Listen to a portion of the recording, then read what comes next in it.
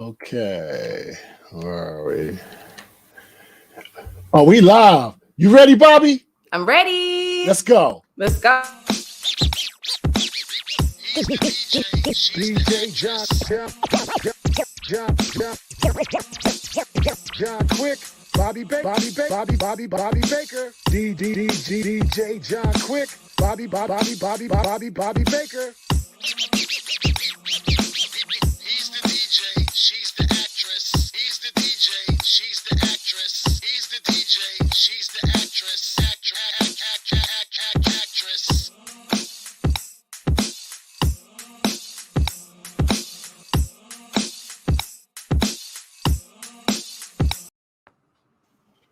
What up? Oh, okay. First of up? all, more technical difficulties. Those are not our guests tonight.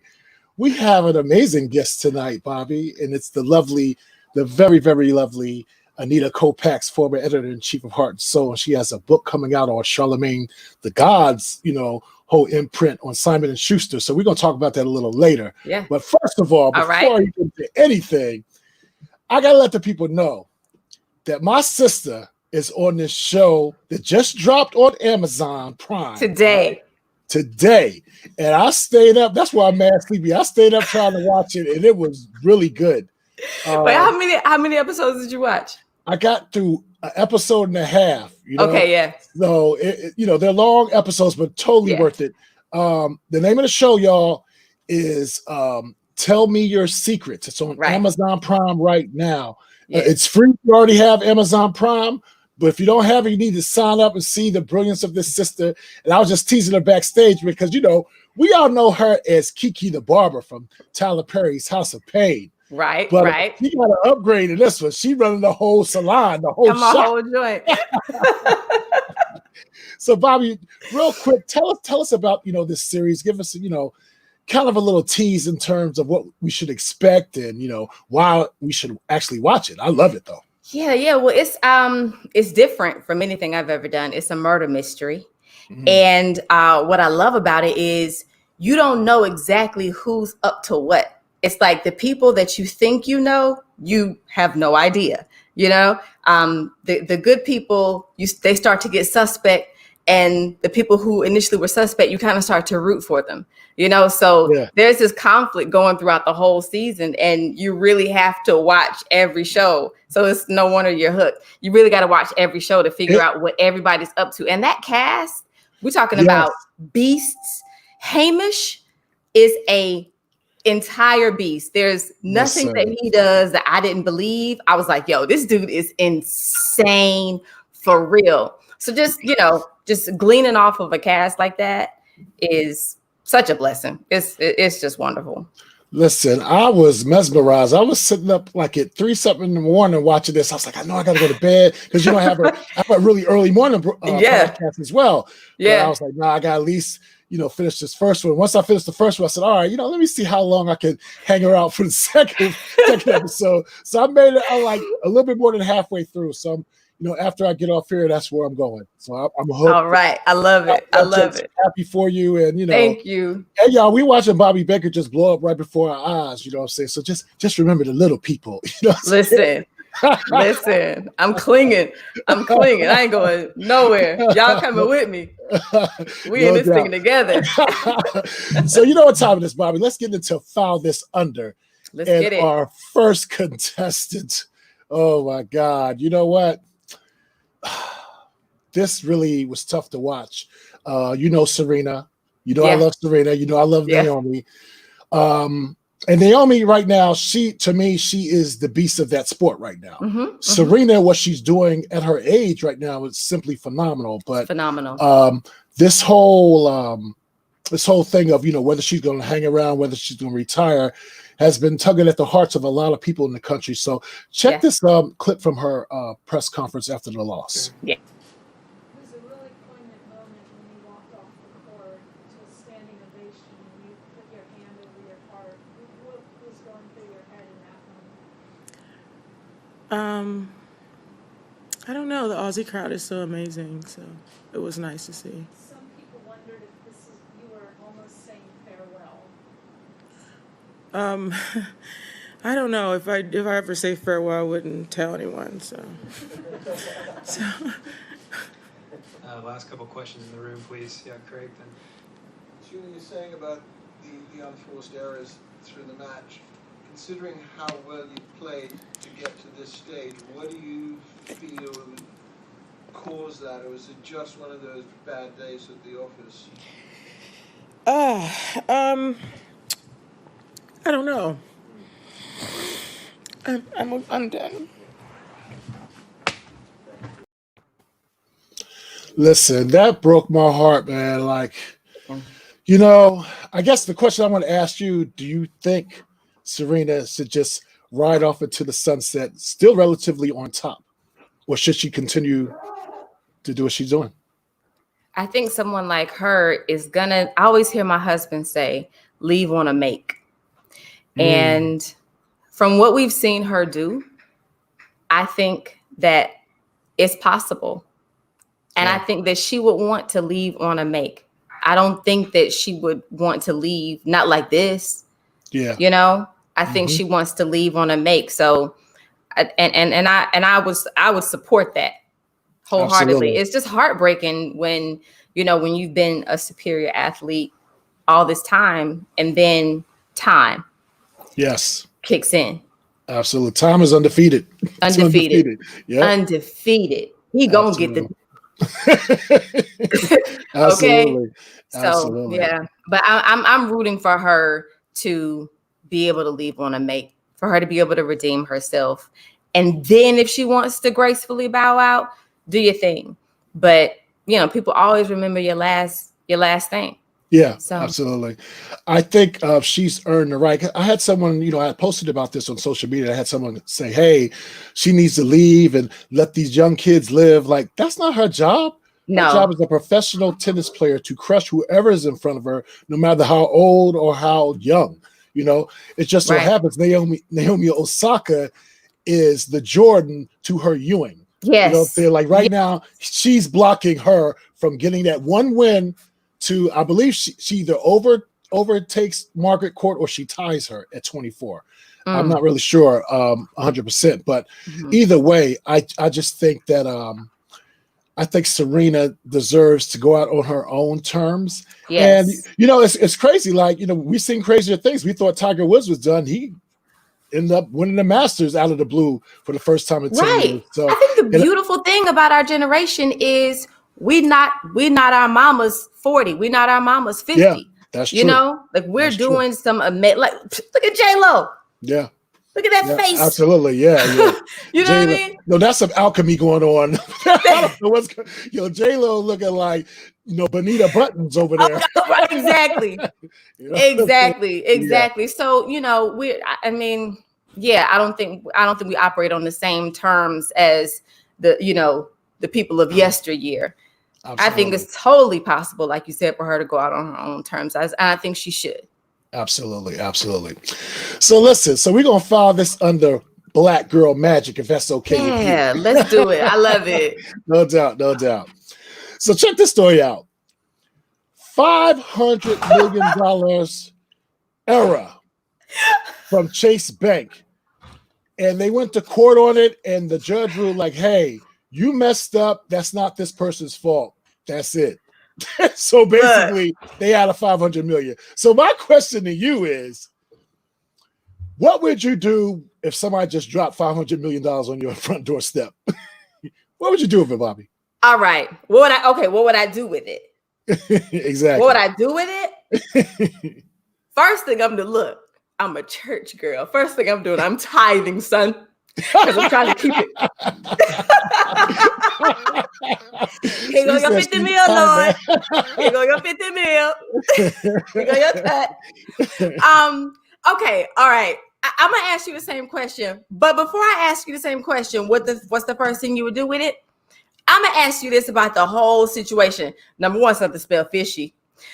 Yeah. Number two, whose money is that? Exactly. Whose money is that? Whose money is that?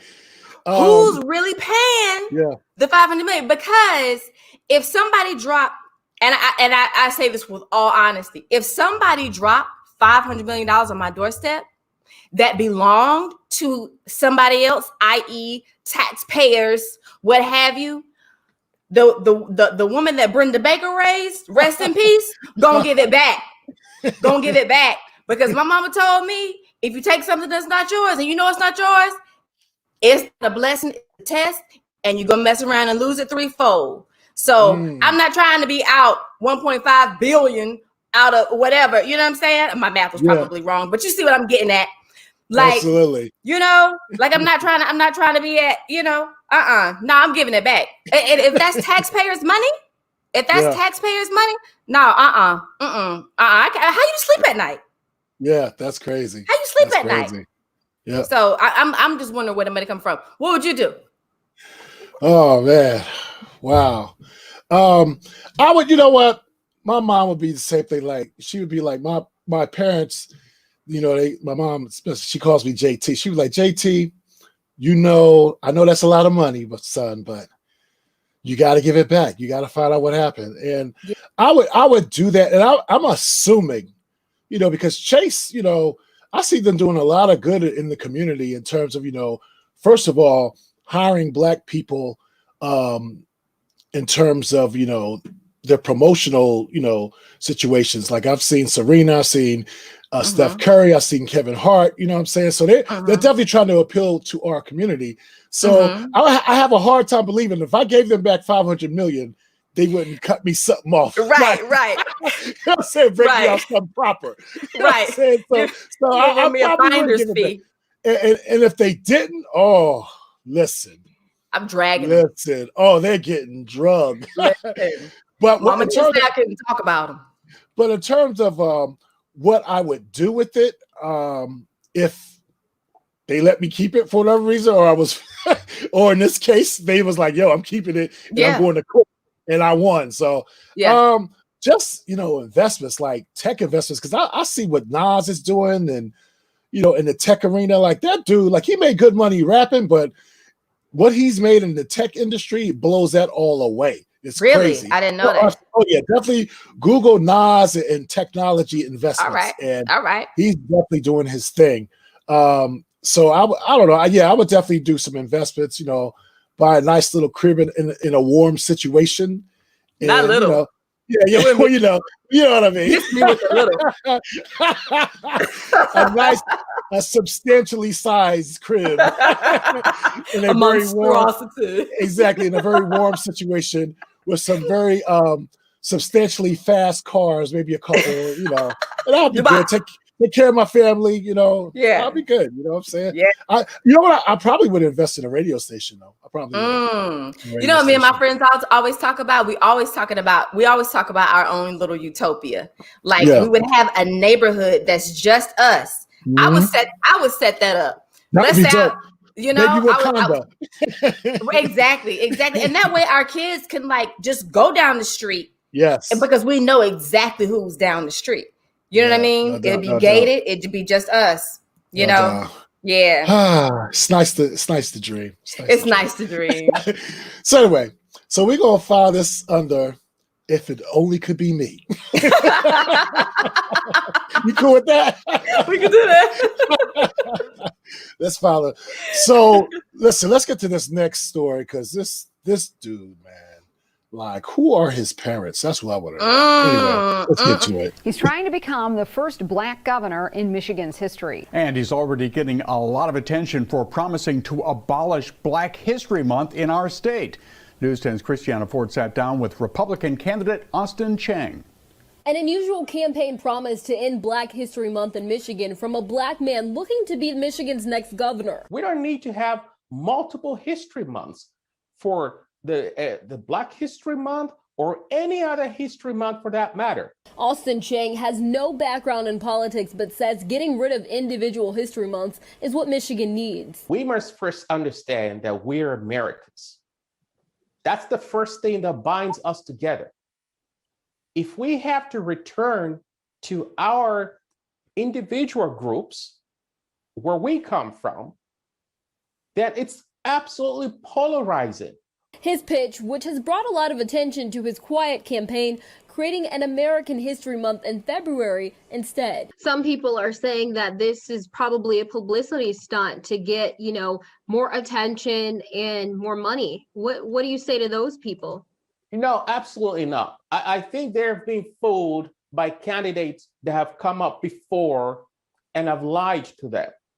Now, Austin Chang stands by his statement, and I guarantee it, I'm going to go through with it. But there are people and groups like the Lansing NAACP who are already calling his promise offensive and wrong. I think when you come in and attack a full body of history or a history of people that made great contributions to this country, that to me, that is an approach of divisiveness and not an approach of bringing people together. Chang says we're I'm gonna let you start, sis. No, I'm gonna let you start. I'm gonna let you start because we might have a difference of opinion. I don't know, but I just know this guy.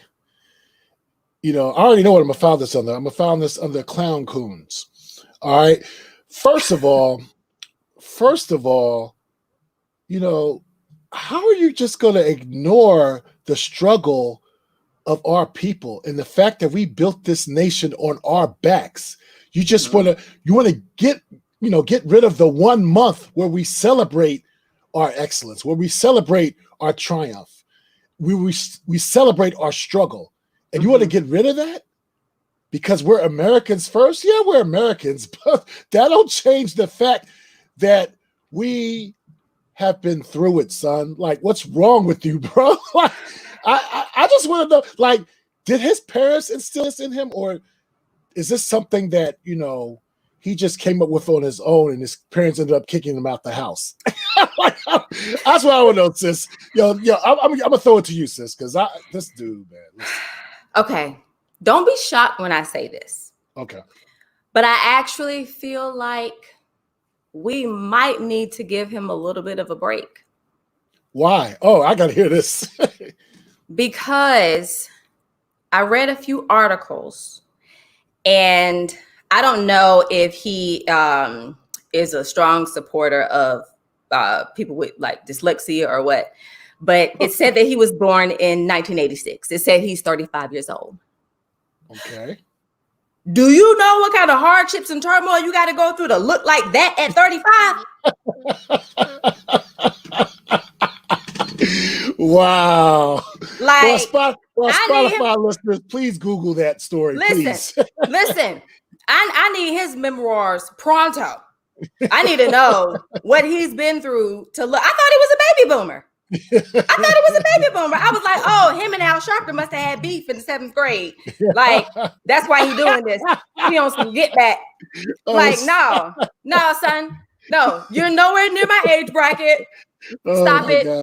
Sir, you have the wrong number. Yeah.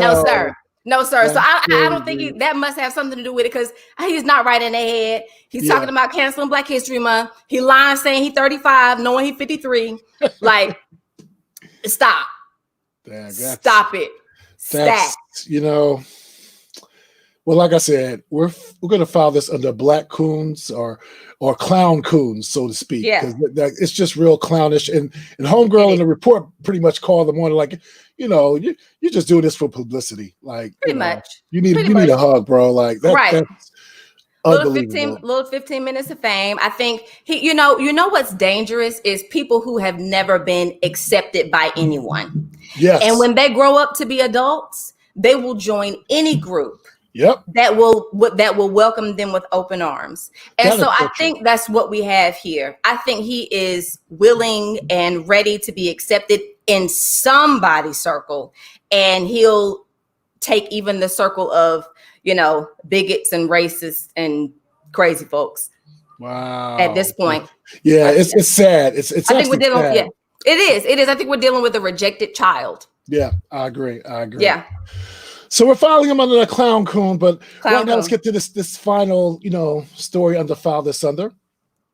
Dr. Dre's ex Look, you already know. Dr. Dre's ex is claiming that he's letting whatever chicks he's messing around with wear her clothes that, I guess she left at the house or whatever. They're walking around wearing her clothes or whatever.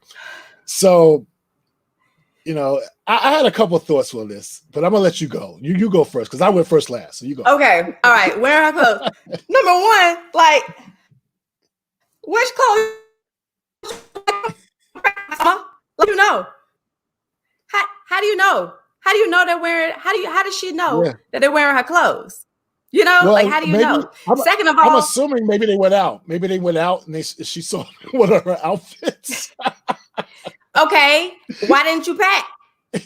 Why didn't you take your stuff?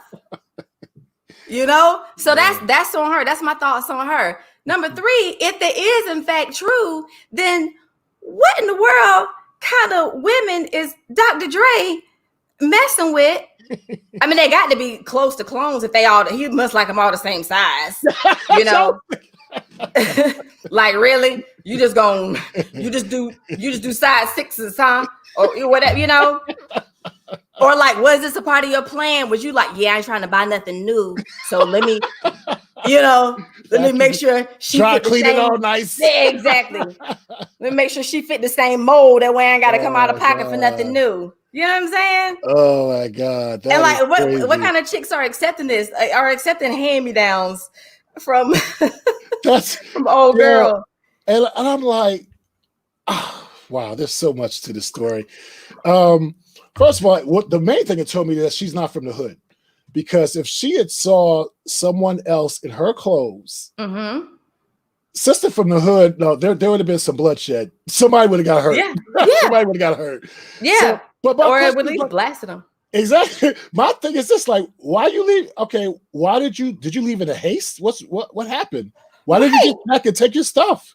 Right, get your stuff. Exactly. So at that point, he could have just thrown him out if he wanted to. So, they're going to good use. You know what I'm saying? You know how when you was a little kid, your mom, you may not have wanted to eat those vegetables, and your parents like, you better eat those vegetables. There's somebody over there and wherever else starving to death. So you don't want that food to go to waste. Same way, right? I guess he's like, I don't want these clothes to go to waste. These good clothes. These are good, expensive clothes, I'm sure. Right? Ain't no wrong with dresses. It's a closet full of dresses. What you need to go shopping for? A closet full of dresses in the closet. Go pick out one. Go shopping in that closet. That's what he done told. That's what he done told his new woman. Oh my God, that is so funny. Oh man. So sis, I'm gonna leave this up to you. What do you want to file this under? Because I'm just okay, we're gonna file this one under. Oh gosh, you might have to help me with this one. We're gonna file this under reduce, reuse, recycle. The women and their clothes. File this under Save the World. So, that's crazy. So let's. Oh my God, I'm done. Hold up. So listen. Normally around this time, we have our guest come on, but she's not backstage yet. Okay. So we're gonna go ahead and skip around the schedule and get to where would we be at? We would be at what's on your mind, bruh? What's on your mind, sis? Yeah. So ladies first. All right. What's on your mind, sis? I'm gonna tell you what's on my mind. Can I do two? They'll be real quick, I promise. No, absolutely. First thing on my mind is Texas. That's the first thing on my mind. Yes. Constantly on my mind. Mm-hmm. How did this happen? But more importantly, what can we do?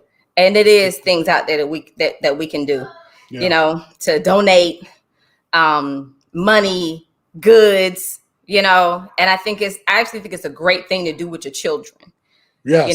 To have your children load up a box of stuff in the house or go shopping, what have you, and take it to the post office and y'all mail it together. Nice, and just go ahead and start to sow those seeds of giving and relief in them.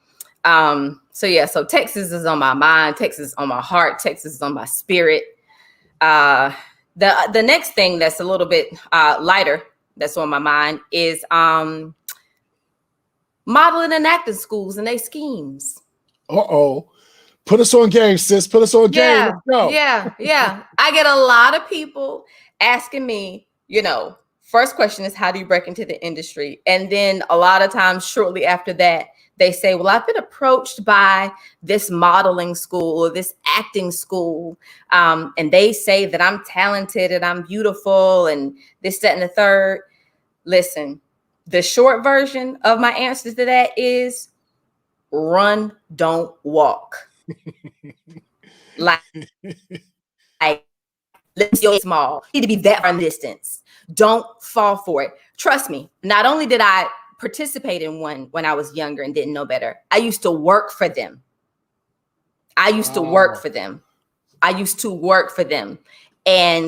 I mean, we accepted everybody from, it was one child in there. She looked like she could have been an extra in Planet of the Apes. And oh my God. Yo, I promise. Oh my God. I promise. Oh my God. That she was beautiful in her own way, but we hadn't this was in the early 2000s. The industry had not gotten to the point where they saw beauty in everybody. You know what I mean? Exactly. And it was just ridiculous what they were telling her, the markets that they were telling her that, she could go into at that time. Wow. Now it's a whole lot wider, but I mean, really, it's a scam. It's a scheme. These modeling and acting schools where you have to pay to get on, to get what's so-called training. Most of the people who are in there who are training are not trained themselves.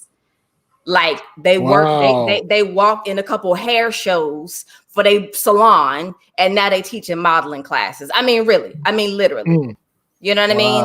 And they just getting kicked off, minimum wage to teach these night classes to people who don't know no better. Because the bottom line is, in this industry, you don't pay people. People get paid when you get paid. And if anybody tells you anything otherwise, they lying. Yep. So absolutely. Yeah. So just trying to put them on Front Street, and now is not the time. Exactly. Now is not the time to be trying to scam people out of money.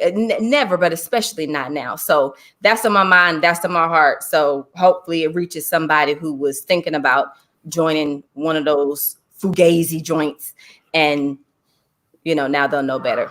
Because I'm telling you not. Yeah. So what's on your mind, bruh? I was gonna say, you gotta ask me before I start. So listen. Wow. I just heard that Kim Kardashian filed for divorce from Kanye West. And now this is something I normally wouldn't give like much thought to, because to be honest, like I'm surprised it lasted this long. It just amazes me though, like what is it with the Kardashian name with Black male celebrities? Like, why is it some type of trophy? I don't get it. I mean, and don't get me wrong, I do think Kim is attractive. I do. Yeah. But it's like, I don't know. I just get the vibe that like, oh, I have a Kardashian. I'm dating a Kardashian. It's like a Medal of Honor. I don't get it. Like, why? The last thing I want is some chick that kind of been around the block a few times. Yeah. You know what I'm saying? Like that's the last thing I want. And again, you know me, I love women. You know what I'm saying? I'm not trying to disrespect anybody, but nah, sis, if your reputation is, kind of like shot, like why? What are you gonna do for me? So 7 years. I mean, I'm shocked it lasted that long. What I am kind of concerned with, like, are you leaving him because of his mental health situation? Like, what is the deal? Like, because I guess I worked in mental health for years, and that's something near and dear to my heart. Yeah. And fine, okay, maybe you can't be with him right now. Get a separation and tell him, like, look, you got to get help. Maybe that's happened, but I just don't like. I don't like people leaving other people because of their mental health situation. That's the time you really got to stick by them. It is. Try to, we call it an intervention, but it's all out of love. You know what I mean? It's all out of love. Right. And right. I just hope that's not the case, that, she's just like, yo, he's crazy, I'm out, So, Yeah. well, obviously, whether we like it or not, we're going to find out one way or the other, because they're going to throw it in our face. But, yeah, it is what it is. But hey, Bobbi, yeah. get out that bio, because Anita Kopacz is in the building. Is she here? All right, let's go. Let's go. All right, here we go. Anita Kopacz is the author of best-selling novel Shallow Waters. She is an award-winning writer and a spiritual advisor with a passion to thrive. She is the editor-in-chief of Heart and Soul magazine and managing editor of Beauty Sense magazine. When she's not writing, you can find her on the dance floor or traveling the world with her kids. Ladies and gentlemen, Miss Anita Kopacz. Woo! Welcome. Hi. Yo, all I can say is that this is the end of Mercury retrograde. I thought I was backstage. I didn't know I had to scroll. I was sitting in the back, sitting there for half an hour. So thank you for your patience. Yeah, I was like, I was texting her. I was like, Anita, here's the link. I'm on the link. I'm waiting. So Bobbi, I forgot to add something to that bio. Okay. Anita Kopacz is also a 2015 DJ Jon Quick Heralds of Excellence honoree. All right. So that gives her a couple extra magical points. Yes. And Bobbi, it's so great to meet you. It's so great to meet you too. And I'm in love with your earrings. Right? Yes. See, this is what the brothers be like, I'm going to exit stage left. Because, this is not really our thing. But it's all good. So Anita. Yes. You've always been like, there's words that normally big guys can't say, like myself. I'm 6'4", 275, but I want to say you've been fabulous. And that don't even sound right for me, right? Big dudes ain't supposed to say words like fabulous, but you have. You've been. You want. So no, I'm gonna say magically fantastic since I've known you, and from being the editor-in-chief at Heart and Soul magazine to being a spiritual advisor. And now you got this thing going on, this whole book thing going on with our guy Charlemagne the God. Yes. You want to expound upon that? Say Absolutely. Expand or expound? Yes. Expound. That's what I mean. Expound. There you go. Yes. Yeah. So Charlemagne the God, he started Black Privilege Publishing, and it's an imprint on Simon and Schuster. And so basically what I wrote a science fiction novel, fantasy about Yemeya, who is a goddess of the sea. She's an Orisha from the Yoruba people in Nigeria. And so what I did was I imagined her before she knew that she was a goddess, so that it would be, for me, what it represents, because to me, black woman is God. And I know it might not be a popular opinion, but I literally everything I do. It's not an opinion. It's a fact. It's a fact. Come on, y'all be saving y'all save the world in real life and in superhero movies. So it's all good. Yes. And it's easy for me because I have just the most amazing Black mother. And so obviously I look at her like that. And so my intention with this was to help every Black woman remember that she is a goddess.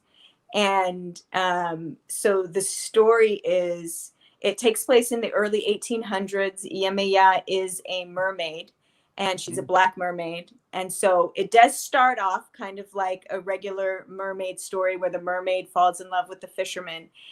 But it starts off on the west coast of Africa. She falls in love with the fisherman, and then the slave ships come and they take him to the New World. So she follows the slave ships under the water, And when she gets there, she has to figure out how to cocoon to turn into a human. And so it takes her 40 days and 40 nights to turn into a human. So she loses him. So basically the whole story is about her trying to find her love in a place where her skin color makes her a slave. Wow. And there's historical figures in there. It's a really, I want to say fun journey, but probably powerful because it is intense. It's an intense story. There's a lot of, it's during antebellum America, so it's intense. Nice. Sis, I know you want to jump in here. I do. My question for you is, you hear so many people who have such wonderful ideas, but there is a struggle in execution.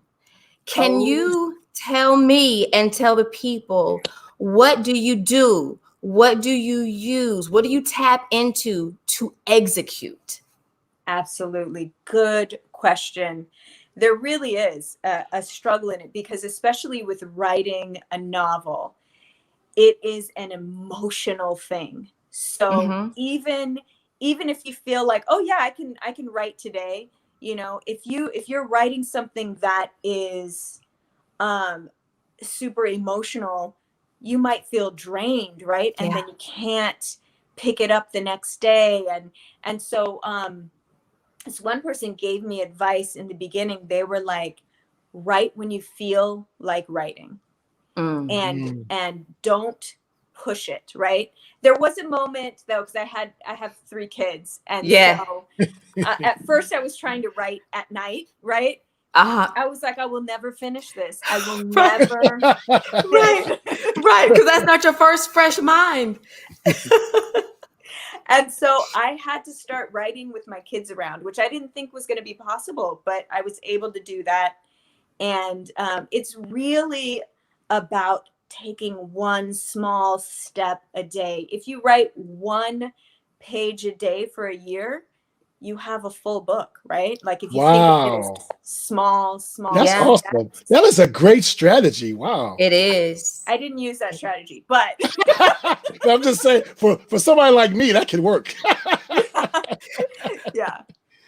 But it is. It's connecting to something that feels like your purpose, because then it's not as hard to think of it as work, right? Because you want to do it when it feels like a purpose, or you feel like you're doing it for a deeper reason. For me, the deeper reason of all of us remembering who we really are. Like if we all truly remember who we really are, shit is not. Oh, can I say? I don't know what. Yes, okay. I don't see why not. It's all right. It's all right. I have to check in with the rules first because I it's all can be crazy. good. So, it's if we all remember who we really are. Like, there's too many women in this world for any child to be suffering. Like, there's so many of us that if we really remember who we are, I mean, it'll be a whole different world. And that's what I love about Jon, is that he loves women, loves Black women, and yes, and honors us, yes, and honors us. Yes, it's and I mean, for years I've seen it, and so you know what? Let me give y'all a fun fact. Did y'all know that our co-host Bobbi Baker actually hosted my second Heroines of Excellence, and I flew her in from North Carolina. She came, and even though she had another event right after, she came and she could only host pretty much like half of it, and she flew out, but she came up for me. So that's why, I'll ride out for sis, you already know. And Anita, like, you are amazing. And one of the things I wanted to ask you is your role as a spiritual advisor. Can you tell the audience what exactly does a spiritual advisor do? Because I think it's a little different than being someone's reverend or someone's pastor. Yes. So please explain to the audience. Yes. So I have a master's in spiritual psychology. So it's a little bit more I would say, even though it's psychology, I actually like the format of coaching better, because with psychology, there is a lot of going back, right? Where did things come from? And I do that work, but a lot of the work that I do is about healing, you know, in the now, and what is it that you want to do next, right? Like bringing things up, and I don't take private clients anymore, but I do work within the Goddess Wisdom Council. So we, you know, before COVID, we were doing retreats around the world, and a lot of the work that I personally do was with women who have gone through some sort of sexual trauma. That is my passion. I was molested when I was 7 years old, and it literally took my whole life to deal with it, right? And and I mean, I didn't say anything for a long time, and once I was able to heal it, because for me, what it looked like was I didn't enjoy sex, and it looked like everyone in the world was enjoying something that I didn't enjoy. I had 3 kids, you know, like I was like, what's going on? Like, that's not how this works. That's not how this works at all. And so, you know, I would have flashbacks. I would like, it's just crazy. Like, it was something that happened so young, and it was carrying over into my life. And so finally I was like, I need to work this out. And I had been doing talk therapy, but I ended up doing this therapy where they were going through my body, finding where I was holding the trauma. Wow. I've heard about that. Wow. Yo, I have chills. Wow. It literally, I mean, what he found it was interesting, because it was all the way down in my toes. And when he rested on it, I saw in front of my face, like I was watching a TV screen, right? Because I saw the last time that I was molested, and I could see, you know, little Anita and, you know, the big man.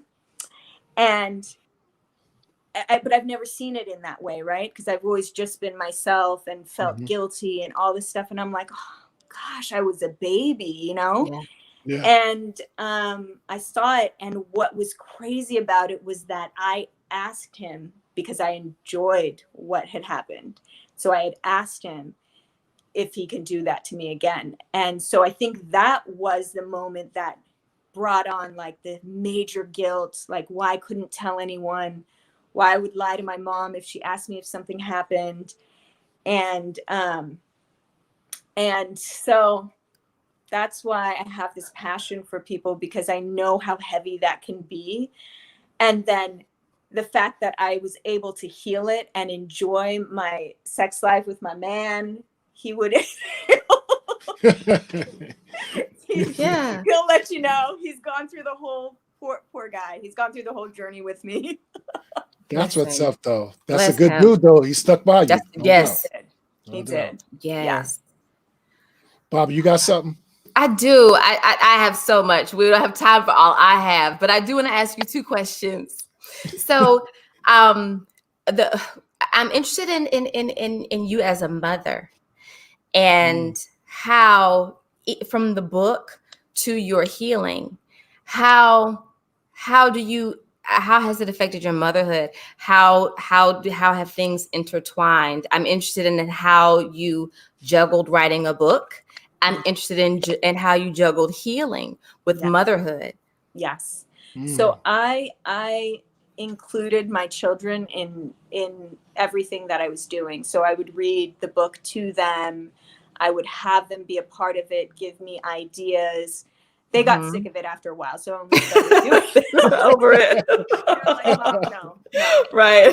And I also included them in the healing. I wanted them to know that this was happening. I wanted them to know what happened to me.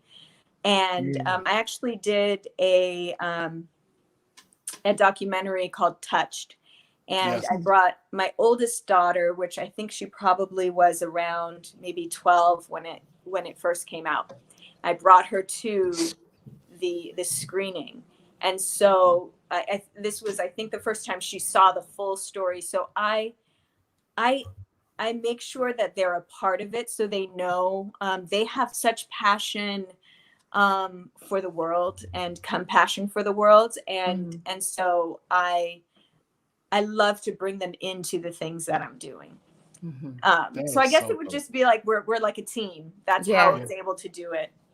Team Kopacz. Exactly. I love it. I love it. Actually, I don't know. Do you remember, John, when I brought them to, you were spinning in a park in Harlem? Yes. They were so, I loved them. First of all, they were so energized. We were at, what's it, that park, 135th? Yes. 135th, all the way, towards the, so they're I believe the C train. Yeah, yes. I remember that. Yep. Yeah, the C and the A, and that was kind of lit. It was kind of lit, and they was amped. What are their? They was loving it. What are their ages? What are their ages? Now like girls, boys, ages. Yep. Now I have 2 girls and 1 boy. My boy is my baby. So the oldest girl is 16, and then I have a girl who's 13 and a boy who's 12. Yeah, absolutely. Yeah. So they're grown now. My 16-year-old is taller than me. So Anita, what I wanted to ask you, because after hearing the kind of the background of your new novel coming out, have you thought about like maybe bringing it to the TV or the movie screen? Because it sounds like it would be a fun movie to watch, an amazing movie to watch. It's things are in the works. It's like, all of a sudden everything started happening, so there's lots in the works right now. I obviously can't say everything, but of course it's in the works. Another thing that Bobbi, when you were saying asking me some of the things about my process, I think that praying is one of like the biggest parts of my process. Praying, setting intentions, making vision boards. Obviously, that's not the only thing. We still have to do work, but it's a huge part of my process. Yeah. Dope. So, sis, listen, I love you to death. Like, you're like a family member to me. I love you too. And it's been an honor to have you on here, and you're always welcome to come back, because we need everybody, first of all, to pre-order the book Shallow Waters. Now the book drops in August, so that way you don't have to worry about it. It'll just come to your house, like a nice little Christmas in August type situation. So order the book. Well, first of all, I'm gonna let you tell them how they can order the book, and give them your social media information. And, absolutely, let them know. Yes. Okay. So you can order the book. You can order it pretty much anywhere, but on Amazon they do track the numbers. And so a lot of people have been buying it from Amazon. And then my social media is my name, Anita Kopacz. I accidentally spelled it wrong. Oh, no, it's right. Anita Kopacz. Right. Yeah. So if you see that right there, it's just at Anita Kopacz. That's my Facebook. That's my Instagram, my Twitter, my Clubhouse. I finally joined Clubhouse. I'm still a baby on there, but I'm doing my first room on Tuesday. I think it's 3 p.m. and it's about connecting with the ancestors. Yeah, I know that's gonna be hype. Well, anyway, sis, you enjoy the rest of your evening, and thank you so much for coming in. I'm gonna send you the link. Once I get it up on Spotify, I'll send you the link so you can share it with your friends. Okay. Thank you so much. Bobbi's amazing to meet you. Anita, same to you. And I cannot wait to read your book. And I hope Splash was one of my favorite movies when I was a little girl. So I hope that this can be the some black little splash. girl, the black splash. Yes, that's what Charlemagne called it. That's what he did. Like Splash was one of my favorite movies. Yes. Black Splash. Yes. Black Splash. The Black Splash. Yes. All right, Anita. We see you later, baby. All right. Bye. Bye. Mwah. That was freaking that was so much fun. That was awesome, man. She's such a good person. It's funny. Such a light. We had a Deja Vu for WBLS Sirius XM ABC Radio on here last week. Yeah. And people ask me all the time, I work with her. Like, is she really that hyped up? Is she really like that all the time? So I said, absolutely. And Anita is so loving like that all all the time. And yeah, you can't fake that. No, you cannot fake that. Nope. The first time Especially I met in this her, medium.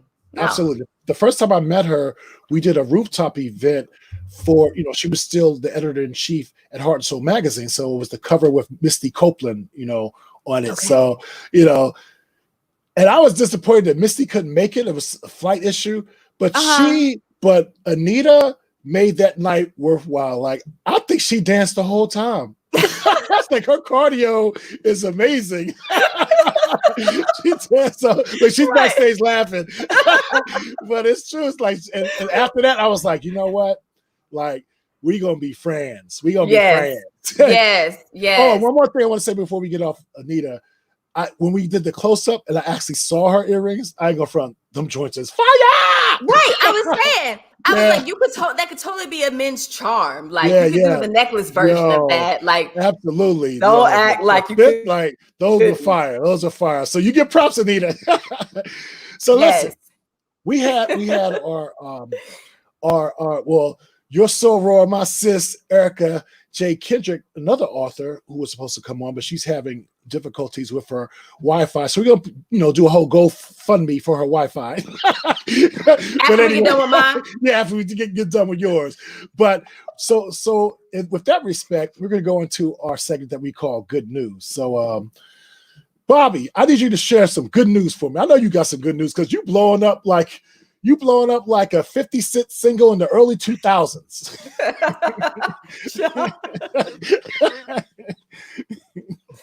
Okay, this is gonna be a little bit. I hope y'all can pick up what I'm putting down. Uh-oh. My good news is that I am between trapezes. But I am not afraid. I have released my hand from one trapeze. I'm reaching for another. I don't know how far away it is, but I feel safe in flight. And I know that there's a net up under me. I know that is hella vague, but just fill in the blank, whatever you need to fill in the blank with pertaining to your own life, fill that in and it can apply to you too. So that's my good news. I'm between trapezes, but I am unafraid. I am unafraid. Well, my good news is that my beloved Super Friends network, you know who you are out there, who, been riding with me for years. Like, when I started selling these hoodies, I was like, okay, I'll sell a few here and there. It's to a point now that I'm backed up. I'm literally backed up. Like, they're buying my Afro Flavor radio hoodies. They're buying my University of Black Superhero hoodies. Like, I'm backed up on both. And clearly you are, because I got you, sis. You know I'm sending you one. For those in Spotify, like, she's turning around like, where's mine? But I definitely got you on one. Matter of fact, I'm gonna send yours out tomorrow. I think I got your size. You're small, right? I'm assuming you're small. I mean, medium. Medium. Okay, you're medium. They run big, so yeah, I'm assuming you're medium.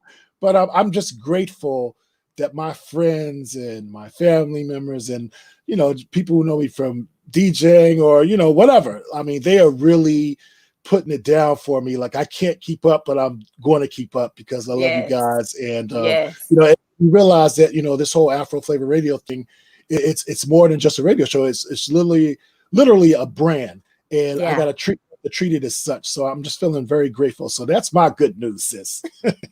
So proud. I'm so proud of you. I'm so proud of how you follow through and how you execute, and that you are a man of vision. I really admire that, and it's contagious. Thank you. It's funny when you said vision, I started thinking about Little Uzi Vert with that thing in his head. With that hood vision. With that pink roach on his face. Yeah, it was crazy, man. That dude, man. We talked about that last week. We're gonna leave him alone. We're gonna leave him alone. We're gonna let him live. We're gonna let him live. So anyway, last word. So I'll go first. My mom, she got the first of her COVID-19 shots. Okay. And I'm very proud of her. My sister, love my sister to death. She's down there in West Virginia with her. She doesn't live far away from her husband, but she always checks on my mom, takes care of her and everything. So I just want to say, I love you, mommy. And I love you, Sanji, like for taking care of mommy the way you do. Like, I mean, I'm getting choked up just thinking about it. I love you guys. And I can't wait till you get your second shot, so I'll feel more comfortable coming down from New York to visit you. So that's my last word. Love you guys. Love Black families, man. I love that. I love that. I love it. My last words are something that my husband told the team. Hold on. Give him some background because they may not know who your husband is. All right. So my husband is Nate James, coach, associate head coach for Duke men's basketball, and COVID has been taxing on them. And one of the things that he told them was. He told them angry, and that it's okay to get angry because sometimes anger is what you need to get stuff done. And he didn't say stuff, right? He didn't say stuff. What's something else in there. I have a pretty good idea what he said. And so I think that's something to, those are some final words to leave people with. It might be something in your life that makes you angry, but sometimes anger has its place. Anger has its place on what needs to get done because anger will get it done. Anger will make you get it done. So get angry and get it done. Facts. So listen, y'all, we on all podcast platforms, Google, Spotify, Apple. So make sure you search those platforms and look for us and follow us, because, that's just the right thing to do. I'm just saying. Right. Anyway, we out. I'm superhero DJ Jon Quick. I'm the DJ. I'm the actress. Let's go. See ya. DJ Jon Quick. Bobbi Baker, Bobbi Baker, DJ Jon Quick, Bobbi Baker. He's the DJ, she's the actress. He's the DJ, she's the